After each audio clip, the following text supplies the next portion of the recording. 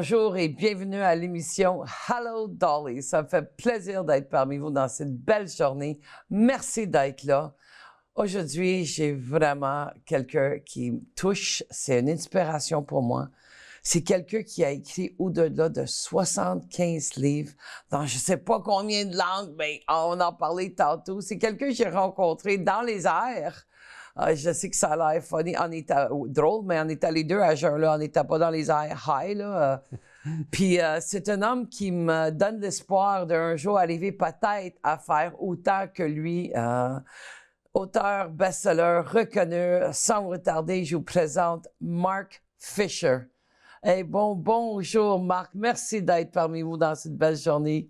Je suis contente que tu sois sur l'émission. Attention de répandre des rumeurs qu'on s'est envoyés en l'air ensemble parce que ça a un autre sens aussi. Hein? Oui, ça c'est vrai aussi. On allait à Sept-Îles, c'était comme la ronde de l'île, l'avion. Oui. J'étais content quand l'éditeur nous avait invités. Je me suis dit, mais ça a pris 7 heures, hein, le vol, parce qu'il fait 2 fois le... C'est une ronde de vache qu'on appelle une ronde de lait. Puis, on en parlait tout à l'heure.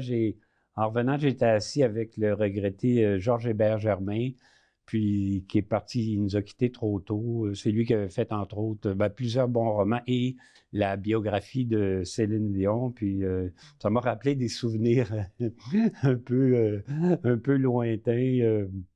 Mais merci de l'introduction que tu as faite. Ça me met de la pression pour continuer à écrire. J'ai eu la chance d'avoir un excellent agent, Cathy Miller, qui était basé à New York, pas à New York, à Londres. Mon nouvel agent est à New York maintenant, parce que c'est un peu la clé de l'édition internationale. C'est sûr que si on n'a pas d'agent, ça peut arriver que qu'on ait accès à la France, parce que les éditeurs québécois sont souvent distribués à l'étranger ou ont des liens, mais pour les autres pays, c'est plus difficile sans agent. Donc, pour les jeunes auteurs, peu importe leur âge, c'est quand même le travail est de trouver un agent. D'écrire un livre qui a un potentiel, mais ça, on ne sait jamais qu'est-ce qui fait qu'un livre marche ou pas. Il y a quelque chose de mystérieux. Écoute, moi, je suis vraiment intéressé de savoir, tu écris depuis combien d'années? Ça a commencé où? Mon premier livre, je me souviens parce que moi, j'avais été... au début, j'étais prof de yoga à l'Université de Montréal là, pendant 4 ans, jusqu'à l'âge de 25 ans. Puis après, mon père était le bras droit de Pierre Péladeau. Puis j'avais écrit mon premier roman. Puis Pierre Péladeau, lui, c'est drôle parce que Joselito Michaud, dont j'adore le nouveau livre, en fait, le résumé, comme on a fait, il parlait de Pierre Péladeau avec beaucoup d'admiration. Ça se passait très, très vite avec Pierre Péladeau. Fait que là, il me dit, le jeune, quand tu es prêt, apporte-moi ça. Puis finalement, mon livre a été un des premiers de la maison d'édition Québécois, qui maintenant est le groupe Librex. C'est énorme. Et tu as Édition de l'Homme où tu es publié. Puis c'était drôle, c'était vraiment quelqu'un d'expéditif, puis il se décidait vite, puis c'était le fun, par exemple. Puis ensuite, j'ai écrit la biographie, ça c'est quelque chose qu'on n'a pas révélé, mais c'était moi le ghostwriter de Ginette Ravel. Le livre s'appelait « Je vis mon alcoolisme ». J'avais beaucoup d'imagination parce que j'ai pris un premier verre de vin à l'âge de 30 ans à peu près, là. Mais le livre, tout de suite, est un best-seller, 45 000. Alors, quand on est associé à un best-seller, on devient le bon Dieu, que ça soit vrai ou pas qu'on soit le bon Dieu. Donc, tout de suite, ils m'ont offert un poste. Et puis, c'est là que j'ai fait mes débuts en édition, puis j'ai continué à écrire aussi. À 31 ans, j'ai décidé de tenter ma chance, de me lancer comme auteur, d'essayer de vivre de ma plume. C'est un rêve un peu fou. Mais je me souviens, j'avais consulté mon père. Mon père vient d'une famille extrêmement pauvre. Son père était un chômeur chronique. Sa mère dormait 4 heures par nuit. D'ailleurs, j'ai hérité de cette mauvaise habitude de ne pas dormir. 4 heures par nuit? Oui, c'est pas beaucoup. Mais elle disait, moi, quand j'ai dormi 4 heures, c'est assez. C'est une femme forte, mais son mari est un insignifiant. On dit que le travail ne tue pas, mais la paresse non plus, parce qu'il est mort à 99 ans. Puis il lisait encore sans lunettes à 98 ans. Ça nous faisait rire. Il s'était ménagé toute sa vie, c'est le secret. peut-être. Mais, et donc, quand j'ai annoncé ça à mon père, j'ai dit, papa, j'aimerais vous rencontrer. Je le voyais alors que je tutoyais ma mère. C'est un mystère que je ne m'explique pas encore. Il faudrait que j'aille me faire psychanalyser, mais je n'ai pas vraiment le temps. Ni l'envie. Ni l'envie, c'est bien. Et mon père m'a dit quelque chose que je l'ai toujours retenu et je crois que tous tes auditeurs, et en plus, c'est ta mission comme animatrice, devraient retenir ça. Mon père m'a dit, si tu ne le fais pas tout de suite, tu ne le feras jamais. Et je trouve que beaucoup de gens hésitent à faire un projet. On a souvent la phase, on a l'idée, on a l'excitation, puis là, hop, on écoute telle personne qui nous dit, ah, t'es sûr que ça va marcher? Est-ce que, pense-y, c'est risqué, tout ça. Ou soi-même, on se décourage soi-même. José Lito, dans son entrevue, il a dit quelque chose d'assez étonnant et très profond. Il devrait parler de mon livre, mais c'est pas grave. J'étais excité, j'écoutais son entrevue à la radio après l'avoir vu avec Sophie Durocher, qui était très émue elle-même. Et il dit, mon père était méchant, puis à sa mort, quelqu'un m'a dit, maintenant, tu vas trouver un autre ennemi proche de toi. Puis j'ai trouvé l'ennemi qui était le plus proche de moi, c'est moi-même. Fait que je me suis dit, ouais, ben là, ça m'a touché. Parce que moi, j'ai eu la chance contraire, mais je ne peux pas souhaiter avoir eu des parents plus parfaits, c'est-à-dire l'amour et la discipline. J'en parle dans le livre, c'est important. Il faut aimer l'enfant, mais avec discipline. Si l'enfant devient un roi à qui tout est permis, ben, quand tu vas arriver dans la vie, il y a le principe de la réalité qui va le bousculer. Oui, je veux juste revenir dans quelque chose que tu as dit qui me touche énormément, parce que c'est aussi dans mon enseignement depuis 91 que j'enseigne à les gens comment être maître de sa vie et comment est-ce qu'on peut se laisser influencer par des gens. Tu sais, comme je me souviens quand on a eu le 911 en septembre, là, le 11 septembre 2001. Oui. Puis moi, je m'en allais à Utah faire du ski avec mon mari. Oh, ça va mal. Puis ma sœur, qui reste à Memphis, Tennessee, elle m'a dit à ce moment-là, prends pas les American Airlines, puis moi, j'avais pas peur. J'avais pas peur. Me suis pas laissé influencer par ça. T'as bien fait. C'est ça, puis je suis parti, puis c'était un super de beau voyage. On a eu 10 pieds de neige, mais ça, c'est à... Ouais, mais ça, c'est célèbre. Ou à Vail, au Colorado, il peut neiger 5 pieds le soir. Tu sais, c'est des... Mais c'est ce que tu viens de dire aussi, c'est fondamental parce que la peur retient beaucoup de gens moi, j'avais un ami qui disait toujours, oui, mais si telle chose va arriver, si telle chose va arriver, là, j'ai dit, tu devrais écrire, appelons-le Maurice, d'ailleurs, c'est son nom. J'ai dit, si tu fonctionnes comme ça, tu devrais écrire un livre, les 1001 raisons pour lesquelles je vais échouer, parce que tu les connais toutes, ça va être un best-seller. Exact. T'sais? Alors que, ben moi, j'ai été élevé dans un milieu d'affaires, forcément, là, à cause de Québécois, puis de mes amis, puis la caractéristique que j'ai quand même remarquée, qui est fréquente, c'est pas nécessairement des gens qui sont allés à l'école, sont assez intelligents, street smart. Là. Street smart, oui, intelligent. Mais c'est surtout des gens qui n'ont pas peur, qui ont dit non, moi je fais ça, ils n'ont pas peur, puis ils persévèrent. Et ils foncent, non, moi je m'en vais par là, je m'en vais pas par là, je m'en vais par en avant. Et ça, c'est une qualité fondamentale. Dans le nouveau livre que j'ai écrit avec ma fille, c'est la première fois que je fais un livre avec... Comment les mères fabriquent des génies. Oui. J'adore le titre. Oui. C'est très, très, très inspirant. Oui, la promesse du titre est assez provocante, mais en même temps, une fois qu'on a lu le livre, la promesse est tenue. Parce qu'on voit, j'analyse la vie pas juste de génie, mais d'être d'exception. Par exemple, on a une Québécoise célèbre, Céline Dion. On a... Ginette Renault. Je ne pouvais pas prendre trop de chanteuses parce qu'on a aussi Maria Callas. Oui. Oui, j'aurais pu la prendre, mais je ne connaissais pas trop sa vie.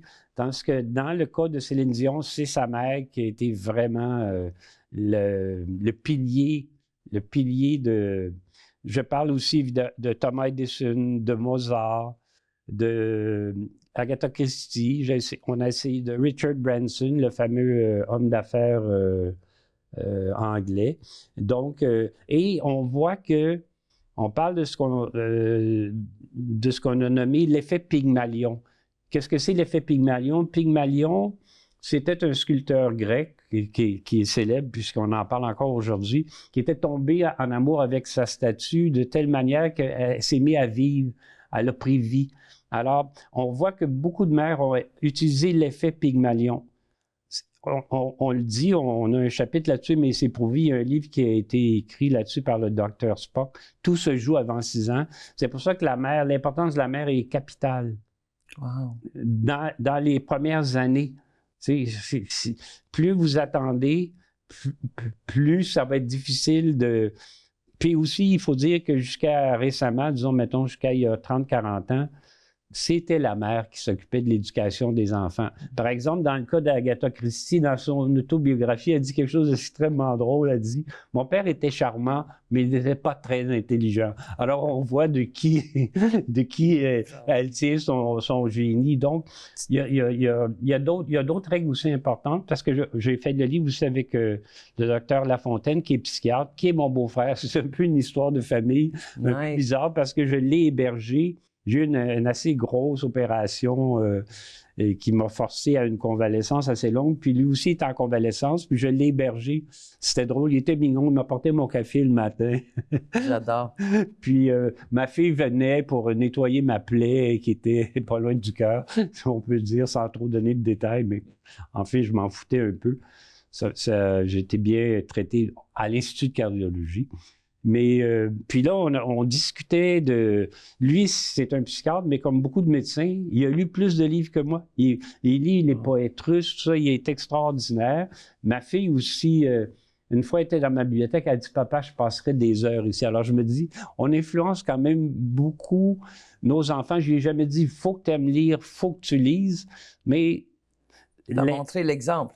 Parce que les enfants, ils font pas nécessairement tout ce qu'on leur dit, non. Mais ils font qu'est-ce qu'on fait. Ils font, oui, c'est ça, c'est exact, c'est très vrai. On dit que les pitbulls font pas des chihuahuas, ils font des pitbulls. Oui, c'est très vrai. Puis la pomme, il tombe pas loin de du pommier. Oui. Mais qu'est-ce que moi j'enseigne dans mon enseignement? Moi, c'est 0 à 7 ans où est-ce qu'on est la plus affecté. C'est très la vrai. première fois, j'entends 6 ans, mais 6 ans, c'est plus les Européens qui vont dire ça. Exact. De ma connaissance. J'ai pas la vérité, j'ai la mienne. Puis une autre chose que je trouve vraiment spéciale, c'est que quand j'ai lu, puis j'ai étudié qu'avant l'âge de 5 ans, l'enfant, il a besoin beaucoup plus de sa mère que son père. Oui. Puis l'influence, c'est pour la vie parce que même si nos parents meurent, le gène et le sang coulent dans le nôtre. Oui. Ça, c'est tellement important, les relations de notre mère. Le docteur Lafontaine parle de l'empreinte maternelle. C'est extrêmement puissant. Puis aussi, il faut pas oublier que la mère porte l'enfant pendant 9 mois. Après ça, en général, les premiers soins sont quand même prodigués par la mère. Et puis aussi, on parle par exemple de Charlie Chaplin. Son père a quitté sa mère, il avait 3 ans, lui. Puis sa mère était comédienne, mais des petits théâtres les vaudevilles, là. C'est pas le grand théâtre, mais c'est elle qui, lui et son frère leur donnait des cours de diction, leur donnait confiance. Il dit, c'est ma mère qui m'a fait croire que j'avais du talent. Parce que même quelqu'un qui a du talent, puis qui ne croit pas qu'il a du talent, bien souvent, il ne va rien faire. C'est la base. Et aussi, c'est sûr qu'il y a quelque chose d'un peu mystérieux dans le génie. Mais on trouve des explications étonnantes parce que, par exemple, je parle de Suzuki, le psychologue, l'auteur japonais. Il dit, ben, un enfant de 3 ans parle le dialecte japonais le plus compliqué à apprendre pour un étranger. Lui, il l'a appris facilement. Pourquoi? Parce que le cerveau d'un jeune enfant est beaucoup plus actif que mon cerveau, peut-être pas le tien, mais le mien, en tout cas. Je pense que c'est réciproque. Non, mais et on oublie ça, c'est ce moment-là est extrêmement important où là, on peut vraiment donner le départ. C'est le plus extraordinaire. C'est comme l'enfance, c'est comme une banque dans laquelle on dépose ou ne dépose pas des millions. Puis l'enfant va puiser dans cette banque-là le reste de sa vie, mais si on n'a rien mis, il va puiser dans le vide. Et c'est très grave. sais, on dit à un moment donné, on dit souvent derrière chaque grand homme, il y a une femme. Mais là, on oublie souvent que cette femme-là, c'était sa mère. J'aime cette expression-là. Tu vois, moi, quand j'étais enceinte avec mes 2 enfants, ils étaient dans ma ventre et j'ai programmé mes enfants déjà. Oui. Et quand que je les berçais le soir, je donnais toute leur qualité, débrouillard, généreux, galant, intelligent. J'ai toujours, et je fais la même chose avec mon petit-fils. Oui, mais c'est génial. D'ailleurs, le livre aussi est tout à fait valable. Ben, c'est sûr pour la femme qui est enceinte ou mère de jeunes enfants, mais aussi pour la grand-mère, comme ma sœur, qui est la femme de mon beau-frère psychiatre. Là, elle est devenue grand-mère, puis elle dit « Ah, je retrouve les joies de quand j'étais mère. » C'est tout aussi C'est triste un peu maintenant parce que, sans être prêcha, des fois, l'autre jour, j'étais dans un parc, je vois une femme avec son petit bébé, mais elle a son cellulaire. Là, je me dis, OK, c'est peut-être très important, mais pourquoi tu ne regardes pas ton enfant? Oui, Marc, ça, c'est un sujet que... Non, on n'en parle pas trop là-dedans, mais c'est triste, ça reste triste et je sais pas, c'est un empoisonnement. C'est la dopamine, c'est une fixe sans aucun effort. Autant les enfants avec les tablettes ou la télévision, c'est grave. Oui. Tu vois, moi, je peux comprendre ta sœur parce que moi, je suis grand-mère. Mon petit-fils s'appelle Nova. Puis mes enfants, c'était l'amour inconditionnel, mais mon petit-fils, c'est l'amour infini. Ah, oui. Puis j'ai une opportunité, c'est comme une extension de mes enfants, à donner à lui qu'est-ce que j'ai pas eu nécessairement, le temps, patience, le finance, le tout que je peux offrir à ces enfants-là. Sur moi, mon petit-fils, en est plugué direct. Je suis comme, ce matin, j'ai été le voir pour faire ses œufs parce que X, Z, Y raison. Puis j'étais là, puis je le nourrissais comme un bébé. Puis sa mère, elle me dit souvent, « Maman, quand t'es avec, c'est comme qu'il fait la régression, laisse-les faire, il est capable de s'habiller toute seule. » Je suis tout courant, mais je sais que c'est pas correct. Non. Mais j'en ai parlé avec lui. J'ai dit, « Nova, je dis, t'es conscient, hein, que Nona, là, maman a dit que tu deviens baby Lala avec moi, là, puis c'est pas correct que je fasse ça avec toi. » Il dit, « Oui, Nona, mais j'aime ça. » Je dis, « Mais si tu les tournes chez vous, puis tu joues le rôle de baby Lala, maman va être fâchée contre moi. » Quand on est ensemble, on chill, on est capable, mais quand que maman est là, faut que tu restes, ton âge. Il dit, « C'est correct. » Parce qu'à un moment donné, moi, je disais souvent, mon petit-fils, il était élevé un petit peu à Trois-Rivières, tu parles pas trop anglais là-bas. Puis mon petit-fils, à un moment donné, ma fille a fait une vidéo, elle dit, regarde la vidéo puis appelle-moi tout de suite. La vidéo, c'est que mon petit-fils, il disait shit, mais dans la même tonacité que moi. Et là, j'appelle ma fille, je dis, c'est terrible que mon petit-fils, il parle de même. Qui lui a appris qu'à parler comme ça?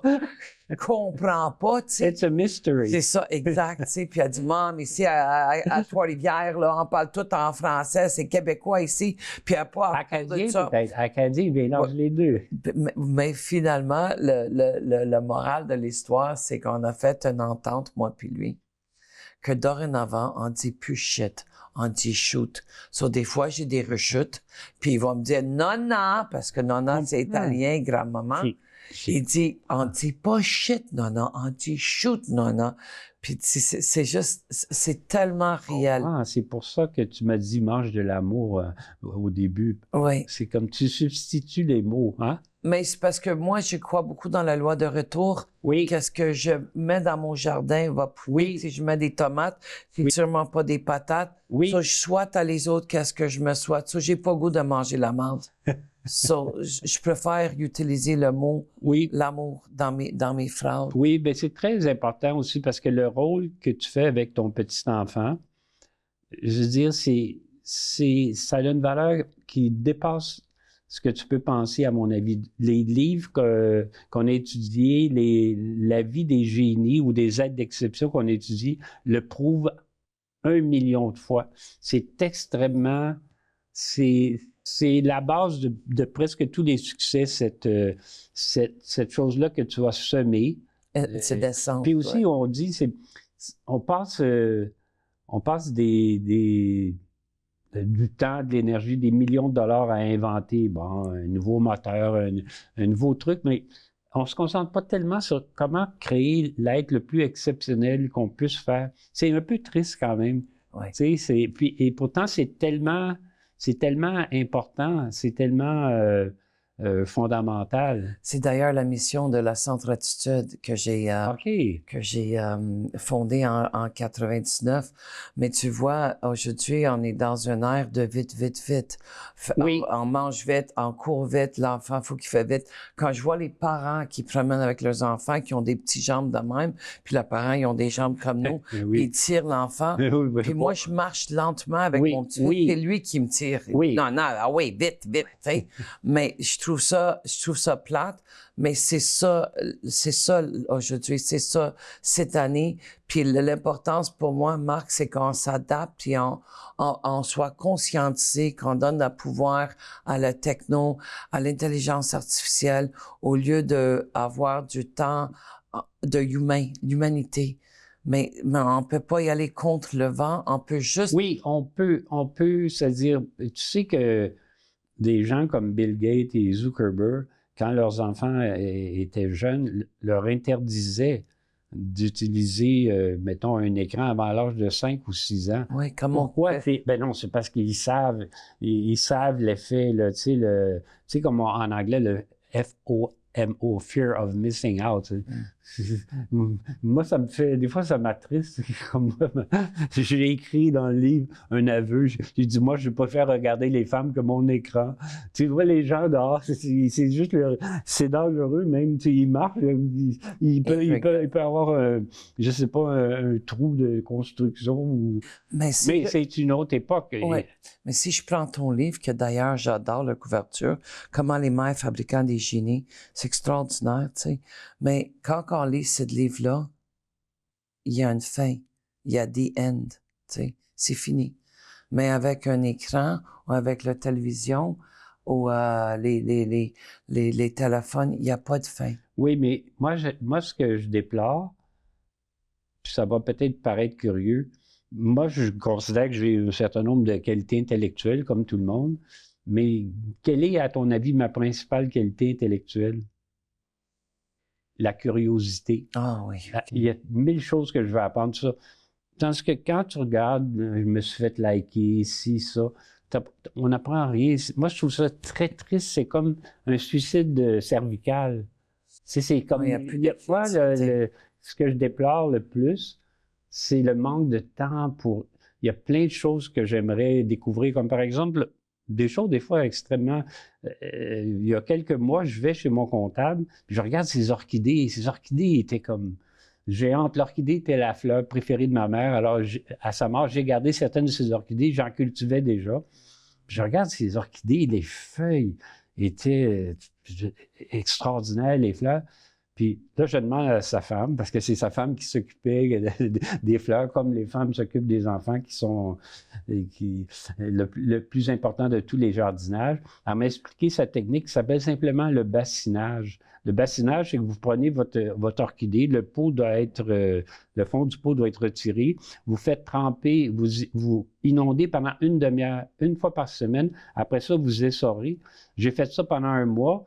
Là, mes orchidées sont devenues spectaculaires. Puis après ça, je me suis dit, incroyable, ce qu'une technique différente, dans le livre, on en parle, comment juste un changement de technique peut changer le destin de cette fleur-là, comme savoir quoi faire avec l'enfant peut changer son destin. Puis, c'est pas une question, vous n'avez pas besoin d'avoir un doctorat ou quoi que ce soit.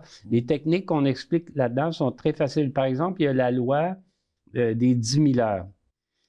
Vous connaissez cette loi-là, ils disent que ça prend 10 000 heures pour devenir spécialiste. C'est pas vrai parce qu'en 10 000 heures, tu ne deviens pas un champion d'échecs ou un ou un pianiste de concert. C'est beaucoup plus d'heures. Mais nous, on donne une variante intéressante. C'est commencer le plus tôt possible les 10 000 heures. Si vous commentez, comme mettons Mozart, il est aimé au piano, il avait 3 ans. Il a composé. Ben, Mozart aussi, s'il était né au pôle Nord, sans piano, il ne serait pas devenu Mozart.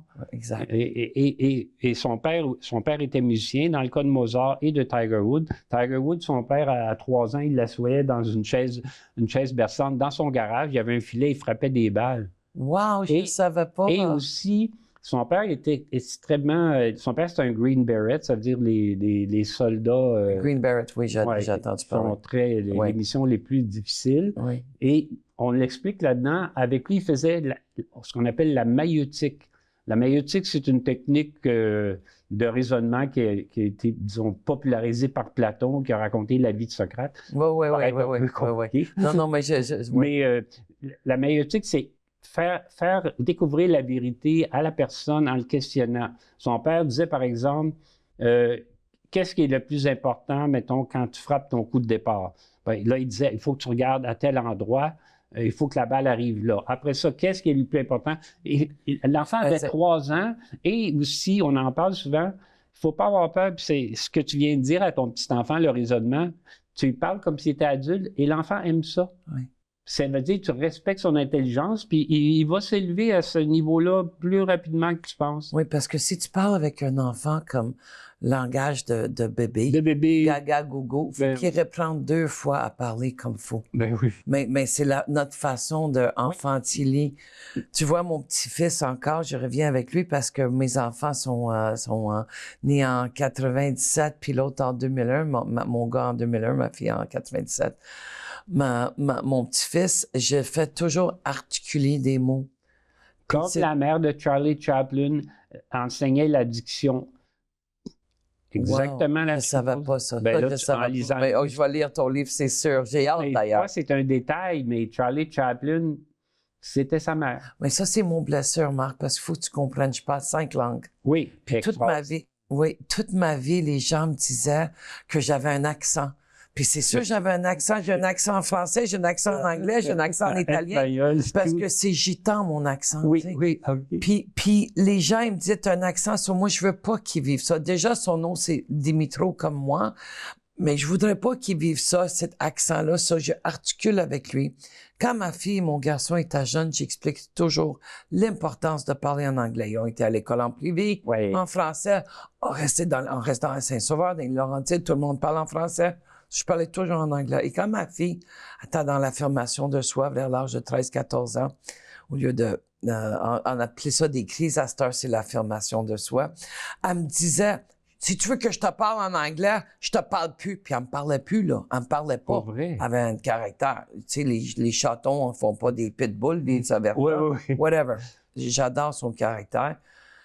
Puis, mon petit-fils, j'ai expliqué, quand tu parles avec moi, parle-moi en anglais. Parce qu'il va à l'école en français. Fait qu'il va, parce que aussi, il est à l'âge où l'apprentissage est beaucoup plus facile que pour un adulte. Puis, il va te remercier parce que il reste que, c'est sûr moi, je suis pour le fait français. J'ai fait 75 livres. Je passe ma vie dans les livres, tout ça. Mais c'est sûr que quand je vais rencontrer mon agent à New York, je lui parle en anglais. Oui. La beauté dans tout ça, c'est que Oster, il est capable de changer tout de suite de français quand il parle avec sa mère, puis il me parle en anglais. Puis des fois, il va me dire, mais là, je peux-tu le dire en français parce que je suis pas sûr comment dire en anglais. Je dis, il n'y a pas de problème. C'est drôle ce que tu dises là parce que Julia, qui est ma co-auteure, Julia, sa mère est anglophone. Ta fille, n'est-ce pas? Oui, c'est ça. C'est la première fois. Puis sa mère est anglophone. Puis Julia, elle choisissait le premier mot qu'elle apprenait. Elle disait, je peux-tu avoir un petit verre de milk? Parce que là, elle avait retenu plus milk pour lait. Mais elle-même, elle me dit, moi, mon anglais est excellent, mais elle dit, papa, tu parles anglais avec un accent, tu sais. Parce qu'elle est, tu sais, elle est allée à l'école française, à l'école anglaise. Puis maintenant, elle est à Concordia, parce qu'elle dit les livres, elle étudie la psychologie, elle dit les livres sont moins chers en anglais. Ça, c'est plate. C'est parce que. Ah, je savais pas. Ben non, mais c'est parce il faut être traduit. Ah oui, en français, oui, ça, c'est vrai. Mais ça, c'est un détail, mais. Mais Marc, il faut que je te dise, tu me dis que, on s'est parlé un petit peu avant, puis tu m'expliquais que tu as fait 75 livres. Oui. Ça, c'est comme extraordinaire. C'est hors de l'ordinaire. Là. On voit pas. Je suis honorée que tu sois ici dans le studio avec moi aujourd'hui. Ben, tu me dis que tu as fait dans combien de langues? Oui, je traduis en une trentaine de langues. Pas tous les livres. Oui, j'en ai beaucoup. J'en ai 7 ou 8 au Japon, 7 ou 8 en Allemagne. J'en ai beaucoup en Amérique du Sud. Je traduis plein de langues. Je me souviens une fois, mon agent m'appelle, puis là, elle me dit, il y a un éditeur japonais qui veut faire une entrevue avec toi à la télé, une cote d'écoute 5 millions, tu sais. Ça fait que je dis, c'est le fun. Je m'en vais au Japon, à Tokyo. Non, elle dit, ils veulent faire une entrevue à New York, tu sais. Fait que il me donne le texte qu'il avait préparé avec les... Non, j'ai réécrit tout parce que c'était vraiment pas fort. Ah oui, je comprends. Puis à la fin, je me souviens, on faisait ça sur Fifth Avenue, tu sais, ils mettent du tape, là, de là à là, faut que tu dises telle phrase, de là à là, OK. On fait tout fait one take, mais à la fin, le seul mot que je savais, j'ai dit « sayonara ». Puis là, après ça, j'ai dit « cut ». Non, on dit « on va le garder, c'est drôle, ça ». Mais j'ai été à Japon, c'était une belle j'ai pas eu la chance, mais mon agent m'appelle une fois, elle dit, il y a des lectrices japonaises qui veulent absolument te rencontrer, tu sais. Fait que je dis, bon, ils viennent au Canada. Oui, il me dit, explique-leur, le Canada, c'est un petit peu plus grand que le Japon. Elle dit, il arrive à Vancouver. Vancouver, oui, c'est sûr. Fait que là, elle dit, c'est pas grave, ils vont voler jusqu'à Montréal. La lectrice qui m'admirait le plus, elle était venue qu'une traductrice. Puis là, je lui demande, j'ai dit, il habitait à Osaka. J'ai dit, il y a combien de gens qui habitent à Osaka? Je parlais en anglais, tu sais.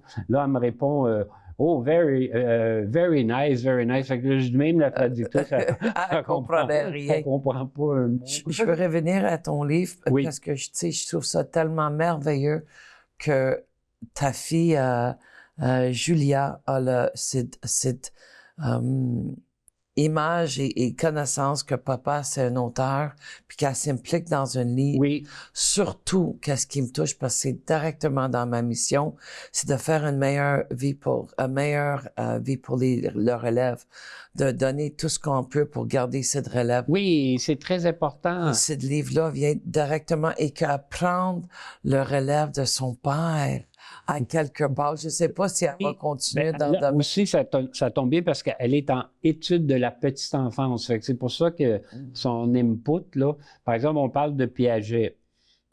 Piaget, moi, je l'ai lu quand j'étais jeune, il était plus populaire. C'est un psychologue qui s'est beaucoup intéressé à la psychologie de l'enfance et entre autres la loi de la conservation. C'est-à-dire, mettons, j'ai ce verre d'eau-là, oui. Un enfant de 3 ans, si je verse l'eau dans un plat, un vase plus haut comme ça, je demande à l'enfant de 3 ans, est-ce qu'il y a plus d'eau là-dedans ou là-dedans? Il va dire dans ça parce que la chose est plus haut. Je comprends. Puis, mais nous, ce qu'on explique, c'est que si on y explique plusieurs fois que l'eau est conservée, c'est pour ça la loi de la conservation, là, il va le comprendre. Puis une fois qu'on a compris quelque chose, on le comprend définitivement. Moi, je me souviens, à une époque, j'ai encore des mangeoires, mais j'en ai changé la méthode. Une mangeoire pour oiseaux, suspendue par 2 cordes. OK. Au bout d'1 an, il y a un écureuil qui a découvert qu'en rongeant la corde, la chose tombait. J'ai réattaché la corde. Le lendemain, il était coupé. Alors, ça y a pris 1 an pour l'apprendre, mais après ça, il savait définitivement. OK. Et je pense qu'avec un enfant, avec Piaget, il resterait à faire les tests. Ma fille va faire des expériences avec les enfants pour voir si, en expliquant, parce que là, on prend pour acquis, non, l'enfant, on rit, on sourit. Ah, l'enfant, il pense qu'il y a plus d'eau parce que le vase est plus haut. Mais en y expliquant, au lieu de dire « Ah, c'est drôle, il n'est pas intelligent », non, explique-lui. Puis là, une fois qu'il va l'avoir compris, il va l'avoir compris. Puis il y a plein d'autres phénomènes aussi, mettons, je ne peux pas tous les décrire, mais des expériences faites avec des enfants. Mettons, vous prenez une bille, vous la mettez au début du chose, la bille circule jusqu'à la fin. Puis là, vous demandez à l'enfant, est-ce que c'est la même bille? À un certain âge, il n'est pas sûr. Oui. C'est avant l'âge de la raison. Oui, mais c'est ça qu'on accepte, c'est ça qu'on admet, mais peut-être que c'est pas la vérité. Peut-être parce qu'ils disent c'est comique. Ma fille, elle m'a expliqué que, mettons, en Chine, les enfants comprennent à un âge plus jeune que les enfants décrits par Piaget. Fait que je trouve que ça serait le fun qu'on utilise un système d'éducation meilleur, parce que sinon, on va être quoi ici? Je ne veux pas faire avoir des considérations politiques, mais je veux dire, on veut être au moins aussi intelligent que tous les autres peuples, mais pas moins. Moi, peut-être plus si on peut, oui. Pourquoi pas? Moi, je vais me positionner dans ça et je m'en 3 petits points de qu'est-ce que les politiciens pensent de moi, mais je vais dire ma pensée parce que j'ai toujours été très transparente et authentique dans mes propos. Je trouve que notre système scolaire, elle est très lointain. Nous autres, on fait des fins de semaine pour des adolescentes de 12 ans à 17 ans. Puis quand j'ai un ado qui rentre en fin de semaine avec moi, puis elle dit comment ça qu'on n'apprend pas, comment s'exprimer, avoir confiance en soi, se dépasser à l'école. Je dis, attends une minute, là, tu sais, il y a des problèmes. Tu regardes les Asiatiques, comment est-ce que très jeunes, il dit, le plus jeune, tu commences avec un enfant qui fait le ménage, puis il se débrouille, que tu apprends comment cuisiner. Mon petit-fils est très curieux. Il veut toujours apprendre. Entre l'âge de 2 ans à 6 ans, c'est prouvé. Il pose au-delà de 300 questions, peut-être par jour ou par semaine. Je me souviens pas en ce moment. Le pourquoi? Parce que leur cerveau, c'est une éponge. Une éponge. C'est à ce moment-là qu'on peut les programmer d'une façon positive, de grandir, d'épanouir, d'être conscientisé de ce... Comme mon petit-fils l'autre jour, je l'apprends déjà, j'ai fait la même chose avec mon garçon. Je lui dis de prendre sa main, puis de l'embrasser, puis de dire « je m'aime ». Ah, c'est mignon. Puis là, je donne l'exemple à des adultes quand je suis en conférence. On est capable de mettre notre langue dans la bouche d'un étranger, puis on n'est pas capable de s'embrasser soi-même. Attends une minute, là. On pourrait faire un livre là-dessus. Oui, ça, c'est bon. Non, mais c'est excellent. Oui, mais faut que je te reconnais aussi pour d'autres choses, Marc. Quand on était sur l'avion, je t'avais dit que j'étais déjà auteur de 2 best-sellers, puis je t'ai dit, j'ai goût d'écrire mon autobiographie. Puis tu dis, autobiographie, tout le monde veut faire ça, c'est facile à dire ça, blablabla. Je me souviens comme c'était hier. Oui. Même si ça fait une 15aine d'années. Puis tu m'avais dit, Dolly, fais pas ça, parce que tout le monde fait ça. Puis là, tu me dis, je dis, je peux-tu te dire, explique-moi ta vie dans 3 minutes. Puis là, je te dis, incestué de 3 à 5, violé, battu, vendu. La réflexion, c'est peut-être meilleur que je pensais. Puis là, tu me regardais direct dans les yeux, puis je te dis encore merci aujourd'hui. Ah ben, ça me touche beaucoup. Tu me dis, vas-y. Oui. Puis mon livre, c'est Gitane. C'est de 0 à 25 ans, c'est mon autobiographie. Puis tu m'avais dit, Dolly, puis je suis toujours reconnaissante de ça. J'ai pas écrit dans mon livre, je te dis live en ce moment. Tu me dis, commence ton livre avec du drama. Oui. C'est ça que tu me dis. Tu me dis pas avec du drama. Moi, je savais pas si c'était une hook à ce moment-là. J'étais ignorante à ce moment-là. Puis c'est ça que j'ai fait. J'ai commencé avec mon viol quand j'étais droguée par mon ex-beau-frère à l'âge de 12 ans. Puis là, c'est parti. Les Américains disent ça, start with a bang. Start with a bang. Ben oui. Et les Américains, ils ont des affaires dans ça. Non, mais c'est vrai, comme José Lito aussi, j'ai pas eu la chance de lire son livre. Je l'ai vu 2 fois en entrevue, mais quand il commence l'entrevue, il starts with a bang. Il se dit, c'est vraiment, c'est fort parce que ça va... Parce que aussi, il ne faut pas oublier, le lecteur moderne est extrêmement impatient. Oui. S'il ne t'embarque pas dans les 3-4 premières pages, même, moi je dis pas, parce que je fais des ateliers d'écriture, pas nécessairement même les 10 premières pages, je dis c'est important, non. La première page, le premier paragraphe. Oui. J'étais en Allemagne, un de mes livres sortait, puis le psychiatre, puis là, c'était l'édition allemande, évidemment. Fait que là, je lis la première phrase en anglais. D'ailleurs, là-bas, c'est comique, la journaliste a dit voulu que je fasse l'entrevue en anglais, en allemand, en italien, en français. On a l'air un peu... Mais toi, t'as pas l'air nono, mais nous autres, des fois, je trouve... Je pense que là, je lis la première phrase en anglais, tu sais. Mais là, elle dit, vous lisez l'allemand? Non, mais je me souviens de ma première phrase. Puis la première phrase était très dramatique, c'est « Tu ne m'aimes plus ». Ah, je veux dire, c'est ça. On voit tout de suite qu'on est dans un drame. Au lieu de décrire la couleur des cheveux de la fille, le paysage, la couleur de son auto. C'est plate.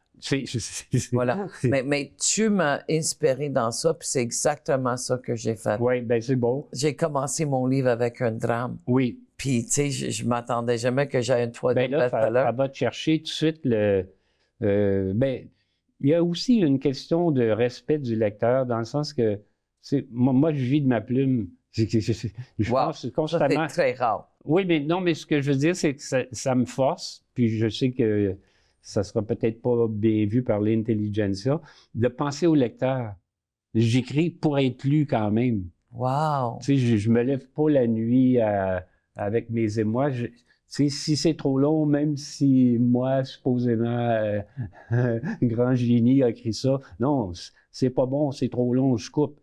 Parce que le lecteur va s'emmerder. C'est le principe du plaisir qu'on offre au lecteur. Puis on a une compétition énorme maintenant. Ça demande un effort de lire, mais qui rapporte, à mon avis, qui est très utile et transformateur. Oui. Parce que les gens aujourd'hui, ils vont écouter des livres, ils lisent pas. Puis c'est tellement important de prendre le temps et de se nourrir, de lire, de savourer, de se nourrir intellectuellement et même juste de prendre le temps de lire. Oui. On n'est plus là. On est dans une société qui va vite. Tu sais, mais les gens lisent encore. C'est surprenant. Je lis encore. C'est une bonne chose. C'est consolant c'est comme moi, il y a des livres comme, mettons, le dernier tome, La recherche du temps perdu. Je l'ai lu peut-être 10 fois, mais je l'apporte à la plage. Alors, il sent la mer, il y a du sable dedans. Ah. C'est comme... puis moi aussi, c'est la chose qui me frustre le plus au monde, c'est de lire sans une plume à la main parce que je barbouille de notes. Oui, ça me donne telle idée. J'écris mes livres, une fois lus, ils sont vraiment épouvantables. Je pourrais pas les louer dans une bibliothèque parce que je me ferais tuer. Je veux reconnaître ta mère d'avoir fabriqué un génie. Ah non. Peut-être que j'ai du talent, mais le génie, c'est autre chose. Le génie, c'est Mozart, c'est Beethoven. Mais pour moi, tu es un génie. 75, on va apprendre à recevoir. Je peux te le dire, c'est non. OK, mais moi, je te dis courir la rumeur, par contre. Oui, mais moi, je te trouve juste... Je rencontre tellement de monde, Marc, qui dit oh, « J'ai écrit un livre, j'aimerais donc ça le faire éditer, je sais pas comment, non. » Comme une bonne amie à moi qui vient juste de sortir un livre. Elle était la directrice générale à Vegas pour le Cirque du Soleil. Anne Charbonneau a sorti un livre qui s'appelle Creatively Delicious. Mais ça a pris 8 ans. Moi, quand j'écrivais mon premier livre, la personne qui me guidait dans ça, Colette Chabot, que je vais toujours être reconnaissante, elle m'a dit, Dolly, à un moment donné, faut accoucher. Oui. C'est beau, là. C'est comme, c'est beau parce que je voulais changer ci, je voulais changer ça. Puis elle m'a dit, accouche. Fais-le, là. C'est bon, c'est ça ton inspiration parce que tu arriveras jamais la procrastination. À publier. Voilà. Et aussi, moi, j'ai une règle, c'est qu'à un moment donné, je dis, le livre, dans cet état-là, fait 80 à 90% de l'effet que je recherche. Je ne vais pas consacrer 1 an de plus pour avoir le petit 10% qui ne va pas nécessairement changer, là. Puis aussi, moi, c'est comment je fais, moi, je suis un écrivain du subconscient. Oh, wow! J'arrive à la fin de mon livre. Wow! Les scènes de l'autre livre me viennent la nuit ou tout ça. Puis là, je me dis, OK, là, Marc, là, il y a quelqu'un d'autre, t'as un autre visiteur. Fait que, bye. On passe à d'autres choses. Oui. Mais Marc, s'il y a quelqu'un qui nous écoute en ce moment... Il va dire, il est fou. Non, à part de ça, là, ça prend une folle pour... Il va dire, elle a une belle robe avec des pois. Oui. Hey, vous n'avez pas vu ses souliers, hein? OK, c'est pas grave. C'est une affaire de fille, ça. Oui. mais Marc, qu'est-ce que je veux dire, c'est s'il y a quelqu'un en ce moment qui nous écoute, il y a beaucoup de monde qui nous écoute, mais la personne qui a écrit un livre, c'est parce que tantôt tu m'as tellement touché parce que c'est dans la même philosophie de vie que moi, que les gens disent j'aurais pu, un jour je vais le faire quand je vais être retraité, quand je vais avoir une maison, quand je vais avoir une voiture, quand je vais avoir... C'est comme arrête quand, vas-y. Oui. Passe à l'action, arrête la temporisation, la procrastination, un synonyme évidemment. Si tu le fais pas tout de suite, tu le feras jamais. Ça peut être pour un voyage, ça peut être pour n'importe quoi. Oui.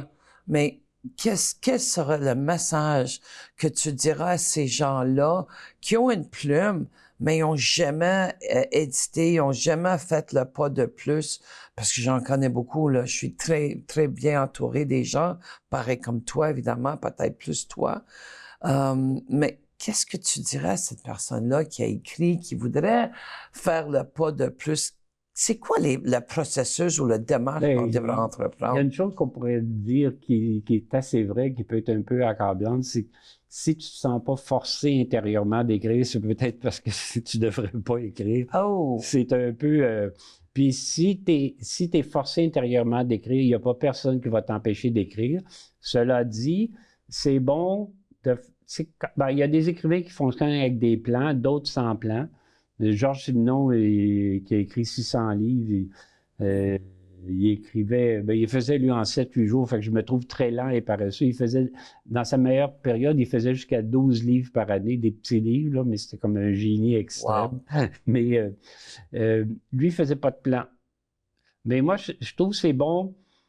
C'est bon d'avoir. Spielberg disait, j'aime ça une histoire qu'on peut raconter en 25 mots. C'est sûr qu'un roman, c'est différent d'un film, mais ça veut dire, il faut qu'il y ait en anglais, les plot points, ça veut dire les choses importantes dans l'histoire. Les points importants. Oui. Que ça se pourrait que... Mais je te pose la question parce que c'est ça que moi j'ai su, mais j'ai pas la vérité, évidemment. Toi, tu es l'expert. Ils ont dit qu'au début, il faudrait qu'on écrit les chapitres. Plus ou moins, c'est quoi les 10 sujets? Oui, ça dépend. Oui, c'est mieux. Moi, je sais que le psychiatre, mon plan, il y avait 75 pages, juste le plan. Wow. Mais OK. ce livre-là, on a lu peut-être, je sais pas, 75 livres. Comme, mettons, j'ai toujours privilégié les autobiographies, parce que là, tu as la parole même de l'auteur. Mais après ça, j'ai lu souvent 2-3 livres de plus, puis mon beau-frère, pour aller chercher des fois juste un paragraphe.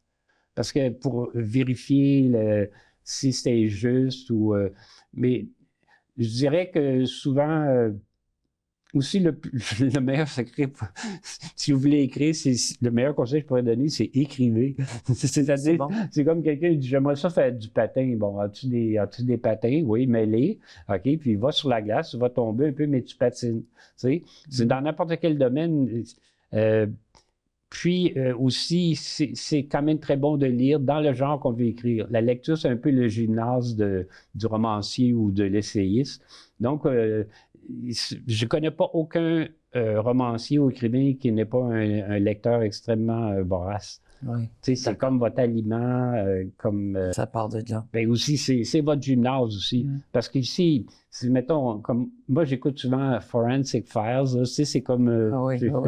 Mais là, je me dis, si j'écrivais un roman policier, il faudrait que je sache au moins toutes les techniques qu'ils utilisent, parce que là, c'est incroyable comment ils peuvent prélever l'ADN. Même ils peuvent, à partir de l'ADN, pas de la personne dans sa famille, l'ADN familial, qui ressemblent, ils vont retrouver l'assassin comme ça. Fait que si vous voulez écrire un roman policier, il peut faire comme Agatha Christie. À son époque, ils ne savaient même pas c'était quoi l'ADN. Oui, il faut quand même un peu... mais aussi, c'est comme un peu comme un appel intérieur. Moi, j'ai comme toujours eu... aussi, je pourrais dire aussi pourquoi j'ai écrit beaucoup de livres. Oui, je fais 8 heures par jour, 6 jours par semaine. Bon, vous asseoir, moi, pendant 6 mois, 8 heures par jour, 6 heures par semaine, là. Vous allez faire... Il va y avoir des pages. Je peux vous le garantir. À moins que vous n'ayez aucune disposition. Mais alors, c'est comme moi, je ne deviendrai jamais un joueur de football, ni à mon âge, ni quand j'étais jeune. Il faut y aller un peu... Chaque personne a une sorte de vibration particulière. Oui. Bon, la vibration qu'on a détermine notre métier. C'est un peu mystérieux ou mystique ce que je dis, mais c'est ma conviction profonde. Tu sais, c'est que moi, mais même comme on parlait de l'école, monsieur, quand j'étais au collège, ma mère avait appelé à l'école, elle s'inquiétait de ma santé parce que j'étudiais 2 heures ou 2 heures et demie par soir. Parce que moi, je voulais plaire plutôt à mon père à ce moment-là.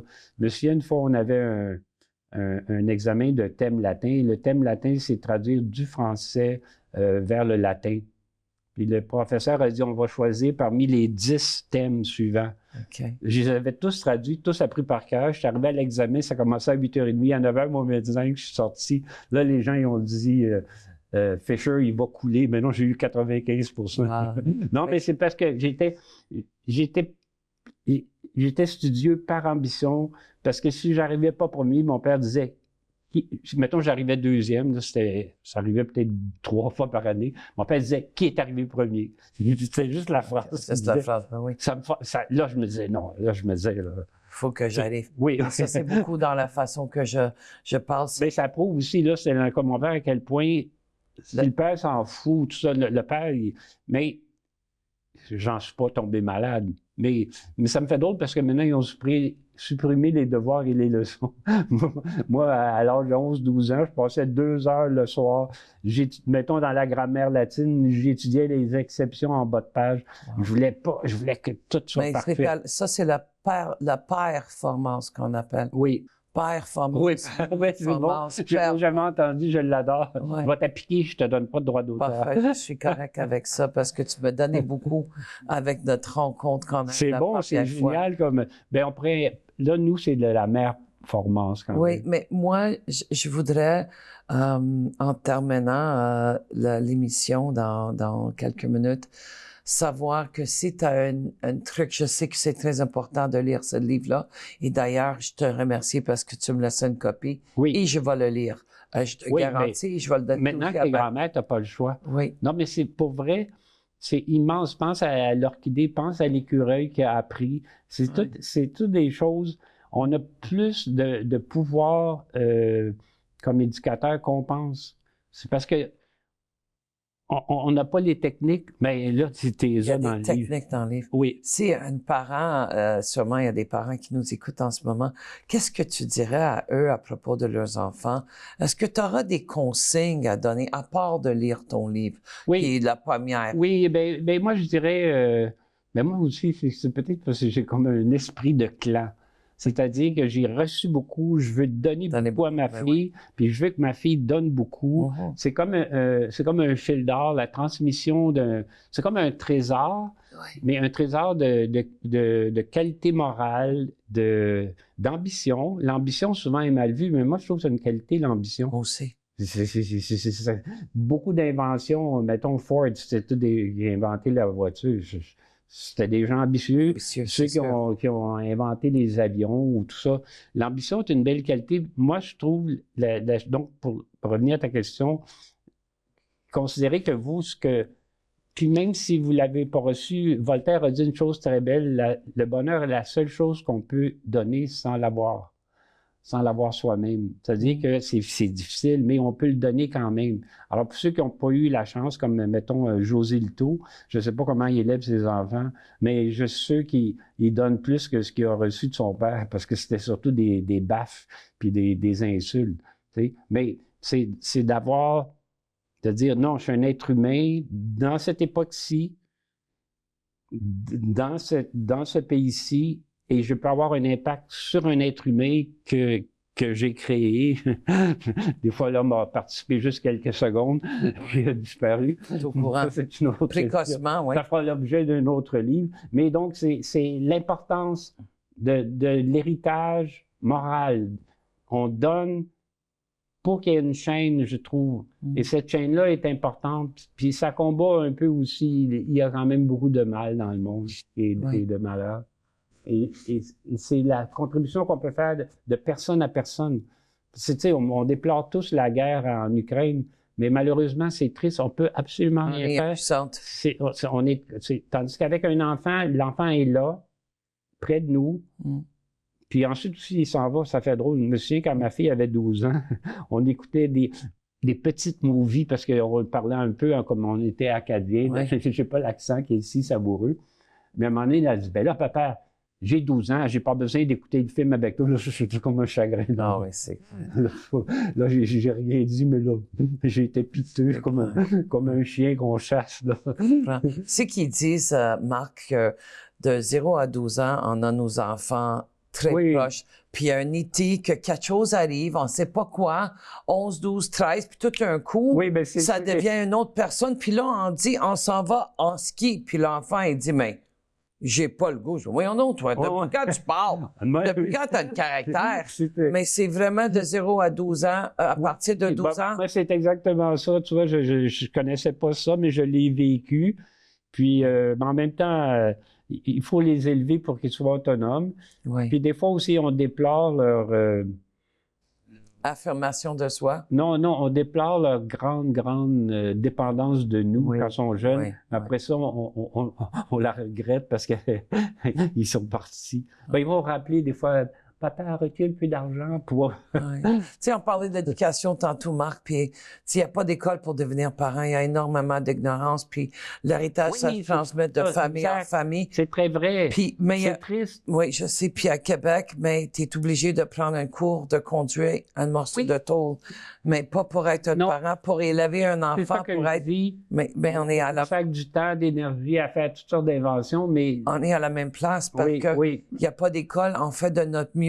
C'est sûr que si je regarde la recette de ma grand-mère, ma mère et moi et ma fille, mais ma fille, elle a amélioré, moi j'ai amélioré. Oui. Mais il y a toujours la place pour l'amélioration, puis être sensibilisé que les enfants sont comme des éponges, puis ils voient tout, puis ils ressentent tout, puis ils entendent tout. Mais ce que tu as dit est exactement, est extraordinaire parce que il y a des livres de recettes.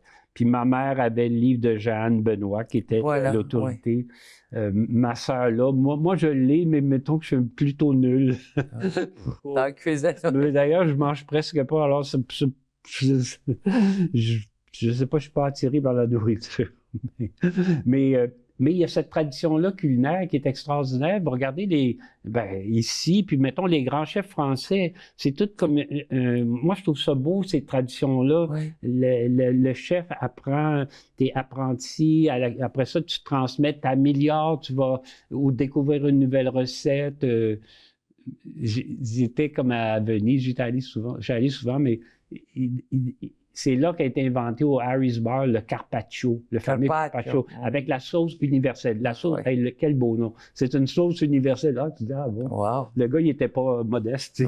Mais c'est le fun, c'est tout. Puis après ça, tu peux faire des variantes, des variations, Marc, je veux te dire merci. Ah, ben c'est moi qui te remercie. Merci d'avoir déplacé, de venir dans cette belle rencontre. Tu sais, les gens, dans le langage, dans l'ignorance, ils vont dire, je vais dormir moins stupide à soir. Mais moi, je vois pas ça dans même. Moi, je dis que je vais dormir plus instruit à soir. Oui, grâce à notre rencontre, grâce à ton inspiration. Je te remercie d'être l'homme que tu es et de donner autant de nourriture pour le cerveau, pour l'âme à des gens avec tes 75 œuvre. Puis merci d'être présent. Ah ben c'est moi qui te remercie de ce moment-là. Je m'étais pas préparé parce que je ne déteste pas l'improvisation, mais je trouve que l'échange est importante. Oui, puis ça m'a permis aussi de partager justement le fruit de nos recherches. C'est comme un peu, je dirais pas un triumvirat parce qu'il y a une fille là-dedans. Triumvirat, ça veut dire... Oui. Mais je te remercie encore. La semaine prochaine, on va être là encore. Merci à toi d'avoir été présent. Puis je vais avoir un autre invité la semaine prochaine. Hello, Dolly, ma jolie Dolly. À bientôt!